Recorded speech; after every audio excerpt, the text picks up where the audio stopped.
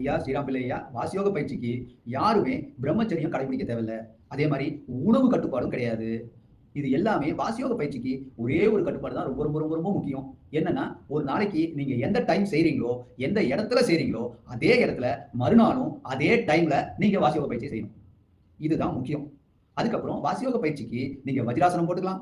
அதுக்கப்புறம் வந்து நீங்க சேர்ல உட்கார்ந்து முதுகெலும்ப மேல் நோக்கி எடுத்துக்கலாம். வஜ்ராசனம் போட முடியலன்னா. அதுக்கப்புறம் நீங்க முத்திரைகள்லாம் இருக்கு. அதெல்லாம் நீங்க கேட்டு அந்த முத்திரைகள்லாம் புடிக்கணும். இதெல்லாம் பயிற்சியில பண்ணக்கூடிய விஷயங்கள். ஏன்னா, வாசியோக பயிற்சிக்கு பிரம்மச்சரியம் தேவையில்ல. அதே மாரி உணவும் கட்டுப்பாடு கிடையாது. நீங்க அசைவம் தான் சின்ன வயசுல இருந்து சாப்பிட்டுட்டு இருந்தீங்கன்னா, நீங்க அதையே தொடர்ந்து சாப்பிடலாம். சைவம் தான் சின்ன வயசுல இருந்து சாப்பிட்டுட்டு இருந்தீங்கன்னா, அதையே நீங்க தொடர்ந்து சாப்பிடலாம். அந்த சாப்பாடு உணவு கட்டுப்பாடு கிடையாது. அதே மாரி நேரம், காலம் கட்டுப்பாடு கிடையாது. காலையில பிரம்ம முகூர்த்தத்திலலாம் பண்ணணுன்றதெல்லாம் கிடையாது. உங்களுக்கு எந்த டைம் 24 மணி நேரத்துல ஃப்ரீயா இருக்கோ, அந்த டைம்லயே நீங்க செய்யலாம். அடுத்த நாளும் அதே டைம்ல, அதே இடத்துல செய்யணும். இதுதான் இதுதான் அந்த வாசியோக பயிற்சிக்கு இருக்கக்கூடிய மூலமான யூனிஃபார்மிட்டி. இத நீங்க செஞ்சீங்கனாலே போதும். வேற எதுவுமே செய்ய தேவையில்ல. இறைவனை நோக்கி நீங்க பயணிக்கலாம். உங்க வீட்ல இருக்கக்கூடிய உங்க பூஜை அறையிலயோ, உங்க வீட்லயே ஒரு அறையில, ஒரு இடத்துல நீங்க உட்கார்ந்து வாசியோக பயிற்சிய செய்யலாம். எங்கேயும் போ வேண்டியதே இல்ல. கோவில்ல பண்ணணுமா, அங்க பண்ணணுமா எதுவுமே தேவையில்ல. உங்க வீட்லயே செஞ்சா போதும்.